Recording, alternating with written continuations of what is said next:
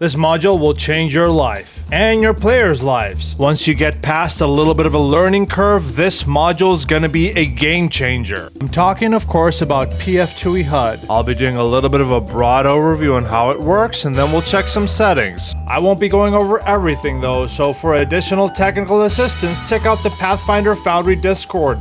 There's a thread set up for this specific module in case you need some help. Link to this Discord is in the description below. Let's go ahead and start with the general module overview. I'm going to show you why I think this module is so cool. Alright, we're going to go ahead and enable PF2e HUD. Once it's enabled and your world refreshes, this is what you'll see. I'm going to give you a quick tour of the few things that PF2e HUD brings to the table. The first thing you'll notice is when you click on a token, you will see these elements pop up on your screen. Yes, you can disable them.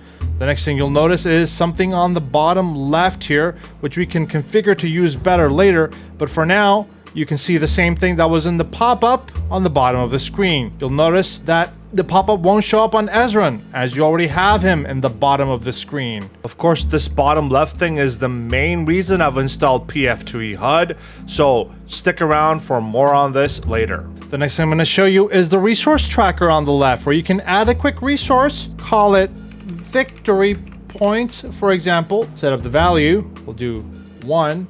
Maximum value 10, and this resource will be shown to your players. I think you'll have to click on visible to others for that, but this is a great way to track different points in the PF2e system. The next thing the module has is a calendar up top, making it so that you don't need to use small time anymore. It has a dice tray at the bottom that clicking on it will immediately roll a dice for you. I prefer dice tray myself, but this is still a useful system. If you don't like having dice tray, you can shift click to add multiple dice, or you can just click on it once to roll it immediately. Lastly, for the general overview, there is a combat tracker. If you start a combat, it pops up a little combat tracker down here. That way you don't have to keep switching between tabs. I'll go deep dive on it later. Oh, I forgot about a thing. It's super cool. If you select a token and hover over another token, it tells you the distance they're at. It even does it vertically as well. So right now he's 25 feet away. This is really cool. Also gives you their health estimates,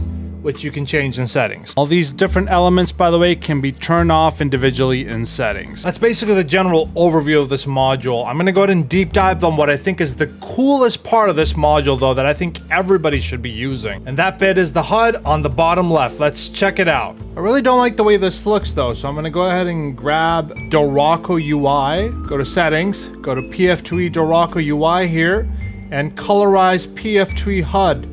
If you watch my earlier videos and know about force client settings, I would force this client setting as well. By the way, video is going to be in the top right here, all about the settings that you need to be able to do. There we go. Once it's done, refresh. This looks a lot better, doesn't it? All pretty. All of these elements have something to them. For example, you can click on the tower icon for a fortitude save, and let's go ahead and roll that and see what Ezran gets. Is this easier than clicking on a character sheet? Oh, absolutely, but the best thing's yet to be shown. Watch. So, as we have Ezran selected in our bottom HUD, you can click on these tabs and it'll actually show all his spells without ever needing to open up his character sheet. Same with the inventory, same with the actions tab. You can use all these items without ever needing to open up a character sheet, which is really cool. This skills tabs also might just replace basic action macros. In fact, it can replace basic action macros if you prefer using this. There's also a recall knowledge macro that you can use from that as well. But the coolest part of this HUD is, check this out. I can drag and drop days into one of the things here and cast days without having to ever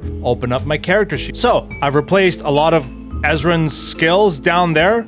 A bunch of magic missiles, force barrages, the brains, the recall knowledge there. I can cast telekinetic projectile whenever I want without having to open up my character sheet. Lastly, you can add any skill action you want. For example, if I want to add demoralize, I can just add it down there and target an enemy and click on it. It's pretty cool. I'm going to show you how I populate Valeros's. I can add his longsword, I can add his shield, all his abilities. I can add some grapples and some trips if I want to. Everything that I want to use that doesn't require me to open up a character sheet anymore can be added to this HUD. The only thing I don't like about this module is the fact that it asks for a confirmation every time. There is no way to get around it. I didn't see anything in settings. Pressing shift doesn't get around this confirmation. So, you know, it's gonna be there, which is fine, I guess. Just get used to it, but it would be nice to, you know, be able to disable it. Settings overview. This is the persistent HUD section under PF2e HUD. All of these locks, by the way, are force client settings.